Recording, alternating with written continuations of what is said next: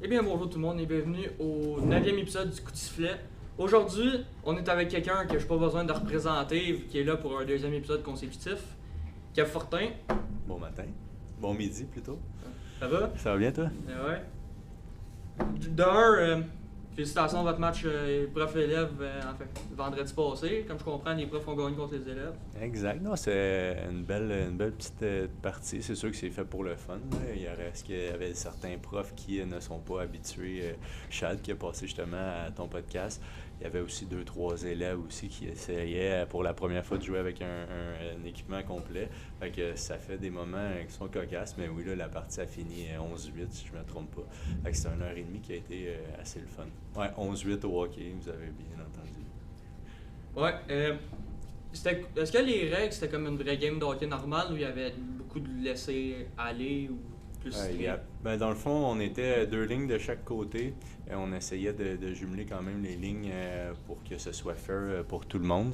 Puis c'est Antoine Sanssouci, donc le prof à l'école ici, qui jouait le rôle d'arbitre. Puis la seule différence, c'est quand il y avait une pénalité, à la place de passer un petit 2 minutes au banc, le joueur, dans le fond, qui avait reçu la pénalité, sur lequel la pénalité a été faite, il y avait un tir de pénalité. Fait que c'est pour ça aussi que ça fait que la partie finit à 11-8. Là. Il y a eu quand même quelques buts en tir de pénalité.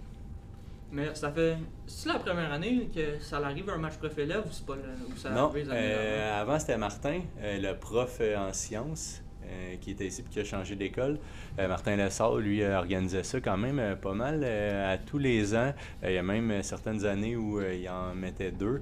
C'est juste qu'il est parti il y a 2 ans, puis moi, l'année passée, ça m'avait comme complètement oublié. Mais c'est sûr que ça va être une classique à refaire, puis j'aimerais aussi, dans les années suivantes, en faire au moins deux par année. Là, c'est quelque chose qui ne coûte pas vraiment cher à l'école. Fait que c'est une activité aussi qui regroupe seulement 10 élèves, par exemple, là, mais il y a quand même certains élèves qui sont venus aussi regarder la partie. Fait que non, je pense que ça fait au-dessus de 8 ans là, que Martin en faisait au moins une à deux par année, là, à la demande aussi c'est lui qui s'occupait du hockey COSOM à l'école. Il faisait une petite ligue de hockey COSOM au deuxième cycle. Il faisait des équipes avec une petite saison des séries éliminatoires. Fait que souvent, c'est les mêmes joueurs là, qui revenaient. Puis ces joueurs en secondaire 4-5 surtout aussi qui voulaient faire une activité avant de conclure leur secondaire. Ben c'est beau. Là, avant de continuer sur le sujet, ça fait longtemps que j'ai pas fait d'épisode, ça fait un bon 1-2 semaines. Juste les nouvelles du sport, t'as eu le Canadien qui t'a sorti Tampa Bay en 7. Yes. Après, t'as eu les autres séries qui se sont finies vite. Le mot que j'ai pas aimé, c'est d'avoir commencé la deuxième ronde avant que la première se finisse. Je sais pas qu'est-ce que Batman a eu dans la tête là-dessus. Il y a eu aussi, niveau soccer, on a eu Arsenal PSG qui ont passé en finale de la Ligue des Champions. Au football, les équipes continuent leur camp d'entraînement, ils signent du monde, ils en laissent partir, ils signent leurs rookies, les rookies font leur job. Puis, mais ça, au basket, ils sont dans les NBA playoffs, puis dans les autres sports, c'est pas mal ça. Au baseball, La saison continue. on est encore continu, il reste encore beaucoup de matchs. Les places des séries sont pas encore assurées. Mais sinon, on va virer sur le sujet principal de cette chaîne, le hockey. Yes. Caroline. Surprenant. 2 rondes de suite qui sortent les équipes en 4. C'est sûr que je pense que la rivalité aussi face aux équipes qui ont eu Ottawa, puis après ça, Ottawa en 4, je pense que s'il y avait affronté des équipes comme le Canadien, mettons, affronté, que ce soit Tampa Bay ou Buffalo, ça aurait pu être un brin différent. Puis je pense que leur troisième ronde vont être aussi un peu plus difficile que leurs 2 premières. C'est sûr que ça reste 8 victoires consécutives avec leur coach qui a gagné la Coupe Stanley aussi là-bas. Là. J'avais vu une statistique qui ont dit justement à radio que dans les 94 dernières victoires de la Caroline, lui, il en a 92 en tant que joueur et entraîneur. En série, là, je parle. Là. Fait que ça reste que c'est Monsieur Caroline. C'est une belle équipe. C'est une équipe qui a des trios équilibrés. Mais ça reste que je pense que... Ouais, Rob Brind'Amour. Puis ça reste que je pense que les équipes lesquels ils ont affronté, que ce soit les Flyers ou Ottawa, c'est pas du calibre de certaines autres équipes dans l'Est. Fait que ça va être un peu plus difficile, mais ça reste un exploit qui était quand même assez remarquable. Là. 8 victoires de suite, là, tu vas tout le temps chercher 2 victoires à l'étranger dans chacune de tes rondes. C'est assez intense. Hein? Ouais, ben. En plus, eux autres, ils ont une bonne équipe. Là. D'un goaler, il s'est rendu quand même qu'ils se battent sur qui mènent, parce qu'ils sont rendus avec 3 bons goalers. Ouais. À la défense, ils ont une défense équilibrée, oui. Nikishin, ça leur fait un peu mal en ce moment à cause du coup chien. De McAvoy. De Charlie McAvoy. Non, ça c'était Benson. Oui, c'est vrai. C'est pas la même série. Ouais. C'était un gars d'Ottawa, je me rappelle plus. Je me rappelle plus c'est qui. Exemple, mais méchante mise en échec qui a causé une grosse commotion. Oh oui. Quand il va revenir, ça va faire mal pour l'autre équipe. Mais... Puis à l'attaque, quand même, ils ont encore des bons joueurs de Jarvis, Sao, Svechnikov, Stankoven. Ouais, Taylor Hall. Ouais, ils ont une bonne équipe. Ah non, c'est sûr que c'est un powerplay aussi qui fait peur à plusieurs équipes. Là. C'est pas pour rien aussi que tu gagnes 8 parties de suite en série. Là. Il te faut un bon club. Là. Il n'y a pas grand chance là-dedans. Quoi qu'il y a eu quelques parties, je pense qu'il y en a eu 2 en première ronde qui sont finies en overtime. Mais sinon, ça reste qu'à Philadelphie, ça s'est passé relativement de façon simple. Tu trouves-tu que c'est avec 2 séries comme ça, genre contre Ottawa et contre Philadelphie, que le tableau des séries est juste mal fait? Moi, c'est sûr que je suis pas vraiment pour comment c'est fait, là, un peu plus quand moi j'étais jeune, là, quand il y allait 1-8, 2-7, etc. Parce que je trouve que c'est bizarre, surtout que ta première ronde, tu te fais pogner 2 bonnes équipes, entre autres Montréal puis Tampa Bay, quand tu dis que si tu te fies au classement avant, genre le deuxième a affronté le 7-6e, on va même. Puis il est arrivé la même chose dans l'Ouest aussi. Là. Ouais. Le Wild ont passé, mais ça reste. Wild Dallas, quand même. Ça reste que c'est supposé d'être au moins au deuxième tour que des équipes comme ça peuvent s'affronter. Puis il y a les vieux de la vieille, eux, qui reveulent comment c'était fait avant, là, de 1-16, 2-15, etc. Sauf que là, la Ligue nationale a mis fin à ça parce qu'il y avait trop de travelling. Là, puis surtout aussi pour les codes d'écoute, on s'entend que c'est ça qui ramène énormément aussi à la Ligue nationale. Quand tu joues une équipe de l'Est contre une équipe de l'Ouest, d'essayer d'avantager les deux bords, tu es obligé de jouer à 5 heures l'après-midi ou tu es supposé de jouer à 8-9 heures. C'est sûr que les partisans aussi aimaient un peu moins ça, mais ça resterait de la parité peu réduite. On le voit pareil que de ce temps-ci en Ligue nationale. Lui qui est en chef, c'est pas le meilleur, puis on le sait depuis longtemps. Gary Bettman. Un jour, il va passer son chapeau. Mais en parlant de Bettman, on entend beaucoup parler quand même que dans les prochaines années, peut-être une équipe d'expansion viendrait se rajouter encore après le Kraken. Le monde aimerait ça Québec, mais Bettman, tant qu'il est là, il n'en ramènera pas une équipe à Québec. Je pense que dans je pense que Bettman, il y a un petit problème avec le Canada. Le Canada, c'est sûr, certain qu'il fait un peu plus d'argent aussi du côté US, quoique le Canadien rapporte quand même énormément à la Ligue nationale. Mais je pense pour lui, c'est toujours plus avantageux de garder son marché aux États-Unis. Puis je pense que dans sa tête à lui, il est saturé au niveau des équipes déjà présentes au Canada. Là. Mais je pense que ça va être un rêve que les gens au Québec, du Québec puis de la Ville de Québec vont garder longtemps. Je pense pas que ça va être possible, en tout cas moi personnellement, dans les prochaines années. Là. Juste en termes de chiffres aussi, là, les franchises se donnent plus vraiment. Là. C'est des millions et des millions, même des équipes à milliards de dollars. Fait que, il faut quand même aussi des investisseurs privés à se mettre là-dedans. Vidéotron avait déjà essayé avec Percal Belado, puis au final, la Ligue a bloqué ou il y a eu des ententes aussi qui n'ont pas fonctionné. Fait que je pense pas. Il te faut un milliardaire ou un regroupement de millionnaires québécois pour pouvoir... En parlant de groupe de milliardaires, de millionnaires, tout ça, au baseball, les expos, un milliardaire, je me rappelle plus de quel pays, aimerait ça ramener les expos. Ce gars-là, je sais pas si tu connais sur YouTube la chaîne Watch Mojo. C'est plein de top, genre top 15 musique, top 15 films, top 15 genre personnages, tout ça. Puis il fait quand même beaucoup d'argent parce qu'il y en a français, anglais, espagnol, pas mal dans toutes les langues. Puis ce gars-là, il est arrivé au Québec dans les années 80, puis il a grandi avec les expos. Puis lui, il a fait passer un sondage. Ben, je sais pas s'il l'a passé, mais il l'a passé. Je pense que oui, il l'a passé. C'était pour faire un sondage s'il aimerait ça que les expos reviennent. Puis si le monde dit oui, il aimerait ça se regrouper avec une partie, un groupe de gens qui, eux autres aussi, seraient intéressés et qui mettraient l'argent dedans. Il veut tellement de monde que ça ne coûterait pas une scène au gouvernement parce qu'ils savent que si ça va au gouvernement, d'après moi, le projet passera pas. Ah non, c'est sûr que je pense que le gouvernement veut plus mettre, en tout cas, moins d'argent possible dans des équipes privées. Puis aussi, ce qu'il y a au baseball, c'est la configuration du nouveau stade aussi. Là. Fait que, c'est pour ça aussi qu'il y avait un pourparler à un moment donné de diviser la saison. Là. Dans le fond, qu'il y aurait 81 parties, mettons, à Montréal. 41 parties à Montréal. C'était avec les Rays. Oui, avec les Rays. Fait qu'il y avait 41 parties à Montréal, 41 parties à Tampa Bay, puis le reste away. Mais encore une fois, regarde le fameux stade olympique qui est déchu puis qui essaie de... Je pense qu'il va falloir un nouveau stade si on veut se rendre à revoir les expos. Ce qui serait très il faudrait un nouveau stade apprécié. pas mal dans tout parce que tu checkes beaucoup, tu as beaucoup d'artistes, de gros événements qui viennent pas au Québec, à Montréal parce qu'ils n'ont pas de gros amphithéâtres. Tu as beaucoup d'artistes que eux autres tellement sont reconnus. Le Sandbell, c'est pas assez gros pour eux autres. C'est ça, puis il y a beaucoup d'événements, entre autres, je sais pas, la WWE. Ouais. C'est quand même une grande partie au Québec qui écoute ça, comme si la lutte fait partie de très longtemps de ça. Puis j'en parlais avec des gens de ça, mettons, ils décident, parce qu'en ce moment, ils sont en train d'expansion, le monde de la WWE. Comme cette année, si tout se maintient avec les problèmes politiques en ce moment, le WrestleMania, le gros show de l'année, est en Arabie Saoudite. Ah, tu vois, je savais même pas. Mais je sais que tu suis ça en masse. Là. Puis, je me dis, ils ont déjà fait ça à Toronto dans les années 90. Ils avaient fait ça au Scotiabank, je pense, ou à l'autre arena, un aréna ouvert. Puis si, admettons, le stade olympique reconstruit puis il est plus grand, peut-être, je dis bien peut-être parce que c'est très futuriste, très fictif, qu'il y a une équipe, ben pas une équipe, je suis encore dans le hockey, moi. Un gros show de la lutte au Québec, à Montréal, puis ça serait le fun parce que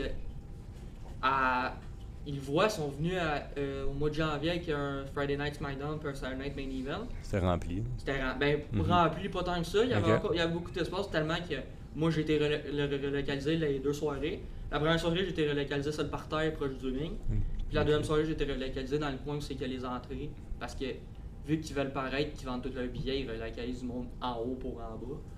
C'est quand même quelque chose. Parce qu'en ce moment, eux autres, parce que eux autres, ceux qui les appartiennent, c'est eux qui ont la UFC, TKO. On a une d'épuiser le monde de la lutte.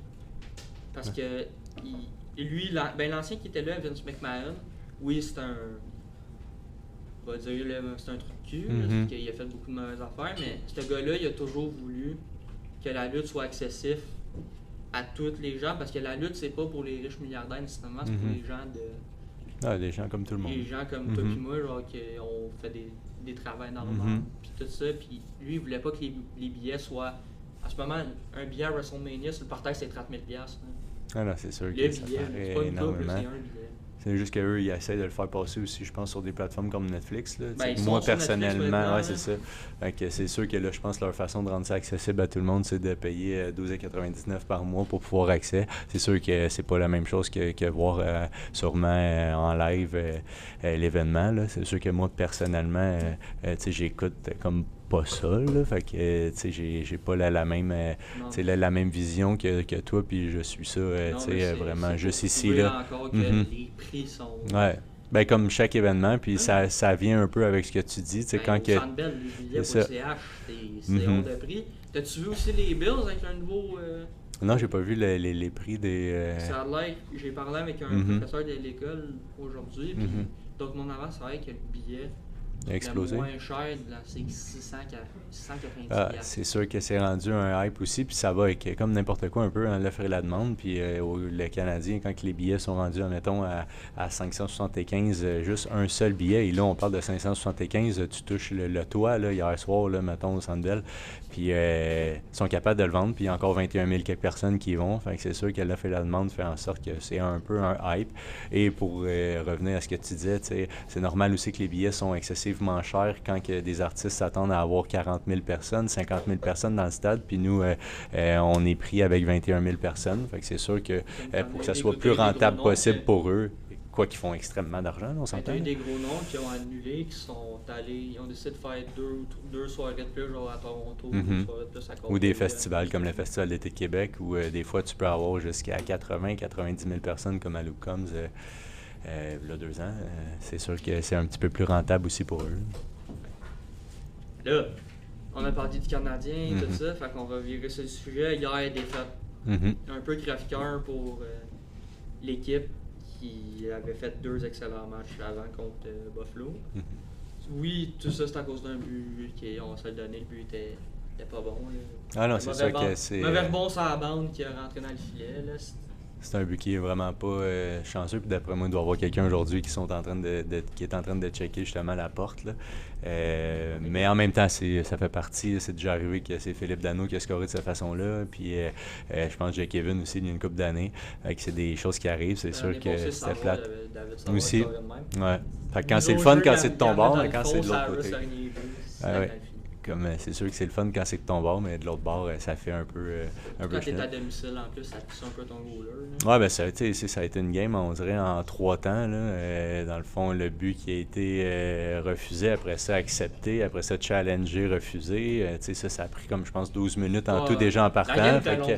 La game était longue. C'était pas la meilleure des séries. C'est sûr que ça aurait été le fun qu'on en sorte gagnant puis que la série soit 3-1, mais je pense qu'on n'a pas à être stressé. Le jeu est pas mal plus ouvert qu'il était contre le Lightning.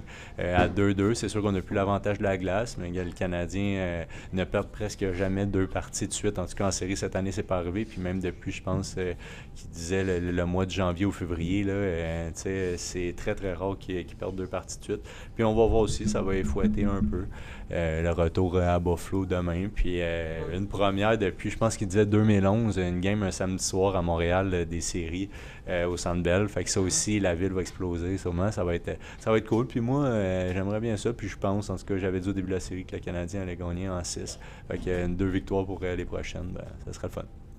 Ouais, parce que c'est pas une défaite qui va tuer ton équipe, mais au moins, qu'est-ce qui est le fun, c'est qu'on circule plus qu'avec le Lightning.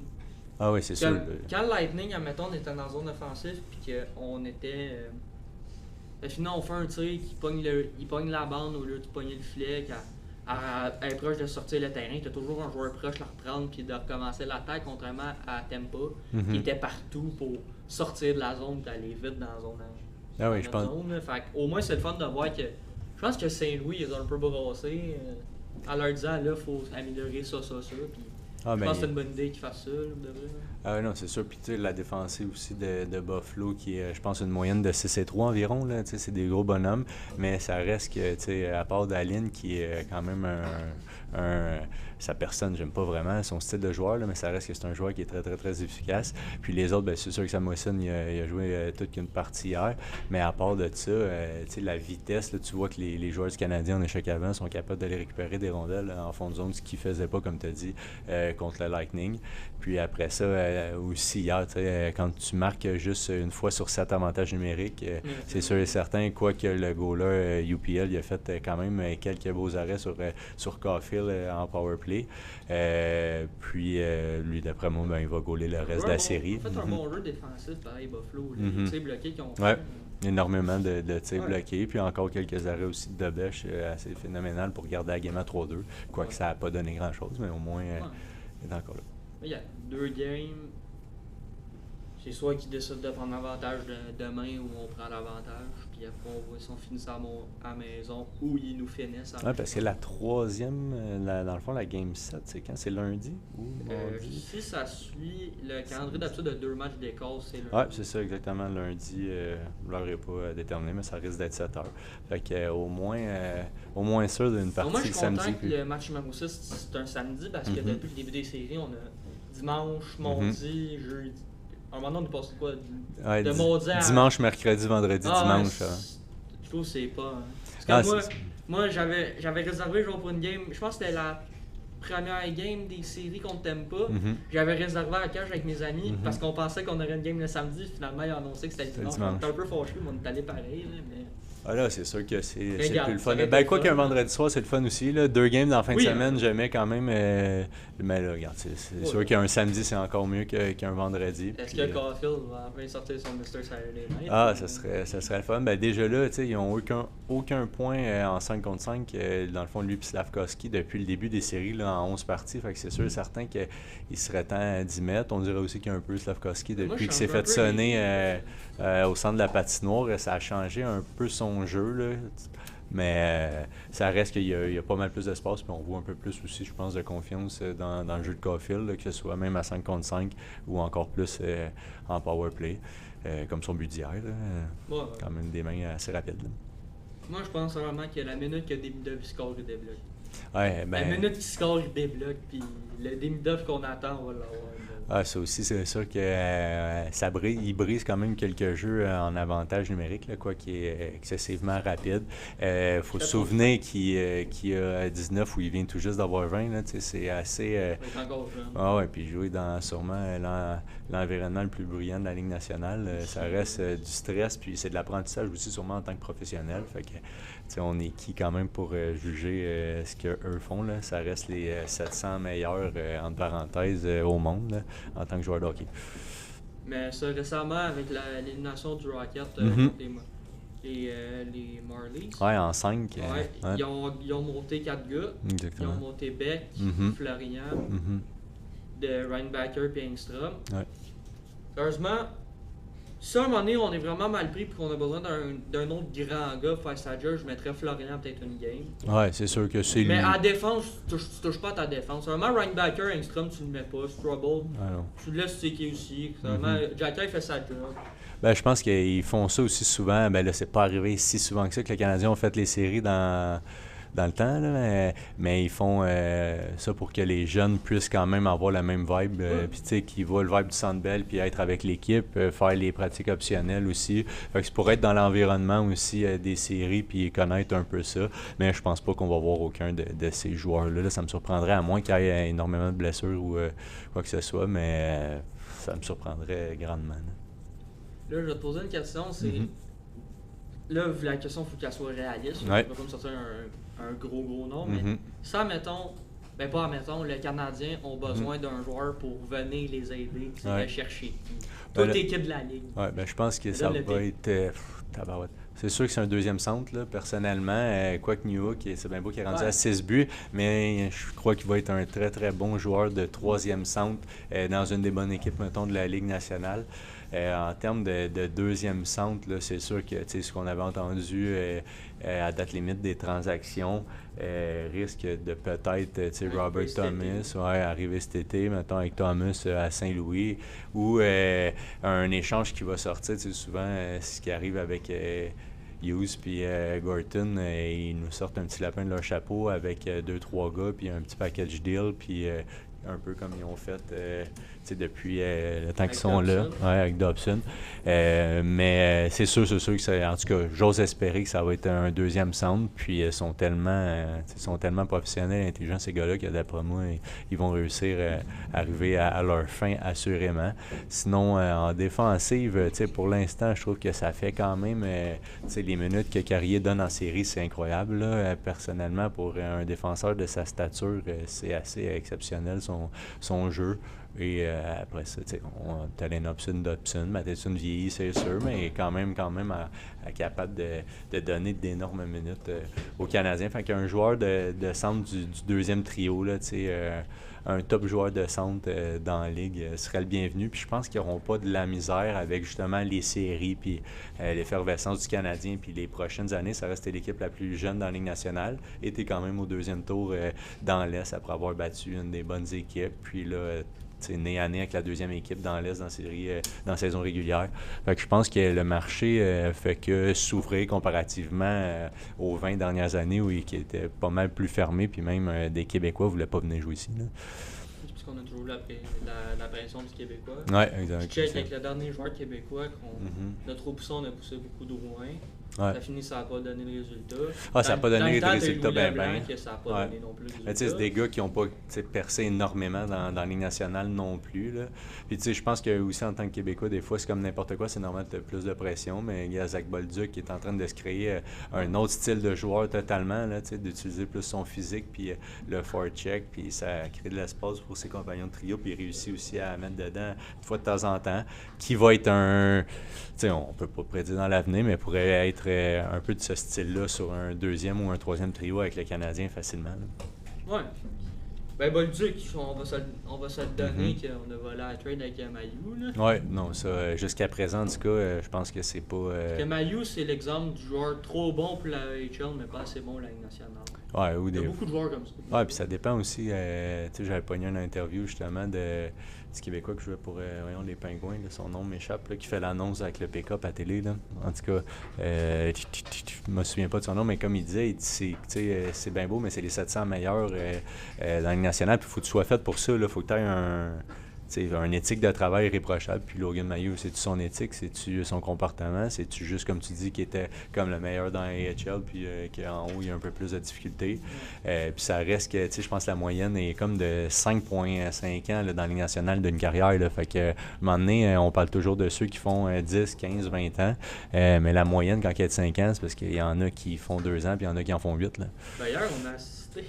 Vraiment, hier, dans la Ligue nationale, on a assisté à beaucoup de mauvais buts de milieu de glace. Mm-hmm. Hier, t'as-tu vu Moncton Chicoutimi? Ouais. Le gars, c'est le gars qui a juste bien cadré son tir, c'est le gars de Chicoutimi qui a touché à la puck et l'a mis dans son. Je pense que c'est un peu des deux. Au moins, ça a joué, ça n'a pas changé l'allure complète du match. Ils ont quand même réussi à l'emporter en se faisant compter de cette façon-là. Mais ça arrive. Il y en a eu une aussi, je pense que c'était Boston qui avait scoré là, du milieu de la glace. Là. Ça fait Boston qui a scoré du milieu de la glace. Puis comme hier aussi, quand ils ont lancé, c'est un jeu d'erreur aussi le hockey. Fait que peu importe. Peu importe de quel bord ça va, malheureusement, ça arrive. Le moins souvent possible contre ton équipe, mais c'est sûr que des lobes, des fois, en milieu de glace, le rebond, etc., la qualité de la glace, la qualité du goaler, peu importe. Là, on sait jamais à quoi ça tombe. Ouais, ben c'est ça. Des mauvaises décisions, des mauvais rebonds qui te fait écouter ton match des fois, mais regarde. Comme on a dit, c'est pas la fin du monde, il va nous rester. Si on décide de vraiment se mettre à fond et de réussir à finir ça en 2 matchs, on va le prendre, mais. Bon, ça va aller le en 6 ou en 7. Oui, exact. Il va finir par comprendre puis. Lundi maximum, lundi soir, ouais. maximum 9h30, 10h, on va savoir. Bon, c'est bien. Non, mais ça reste que c'est le fun. Là, ça met, je pense que partout au Québec, je pense que ça l'aide certains gars à se lever le matin, certaines filles. Comme moi, les enfants maintenant à la maison, les 2 filles s'assoient sur le divan puis ils l'écoutent avec nous. Là, ce qu'avant, s'en foutaient un peu du hockey. Fait que je pense que tout le monde se fait du bien. Restaurateur aussi, comme on avait dit dans l'autre épisode d'avant, aux hôtels. Fait que ça fait rouler l'économie puis le monde sont un peu plus joyeux puis ont hâte aussi au soir de match. Là. Fait que c'est vraiment le fun. Puis il y a bien des jeunes aussi qui en profitent. Il y a certains jeunes ici à l'école qui vont même au Watch Party à l'extérieur du Centre Bell, mettons. Là. Fait que il y a énormément de personnes, puis de tous les âges aussi. Fait que ça, c'est le fun pour tout le monde. Ouais. Mais c'est ça. Mais là, ici, ils ont racheté un 3e écran devant le Centre Bell. Ah oui, il y a plus de personnes à l'extérieur à certaines games qu'il y en a à l'intérieur. Là. Fait que c'est incroyable. Ça coûte pas une scène. Non, exactement. Ah, c'est le fun. Mais il faut que tu arrives tôt pour avoir une bonne place parce que sinon tu vois pas grand-chose puis tu vis que le moment, mettons, quand le monde crie. Exact. Il doit en avoir plusieurs qui doivent regarder sur leur téléphone cellulaire en même temps aussi. Là. Fait que c'est plus pour vivre la hype de la foule et après ça, une victoire ou défaite. C'est sûr que dans une victoire, ça doit être incroyable. Pas de cassure aussi, ou presque. Là, il y a certaines personnes qui faisaient péter des feux d'artifice. Ça a été dans le fond, proscrit par le SPVM. Mais sinon, tout le monde fait ça généralement bien. Fait que c'est le fun à voir. Là, quand les commerçants n'arrivent pas le lendemain et qu'il y a une vitrine de cassée de ton magasin, de ton resto, c'est pas mal plus le fun pour tout le monde. Ouais. Regarde.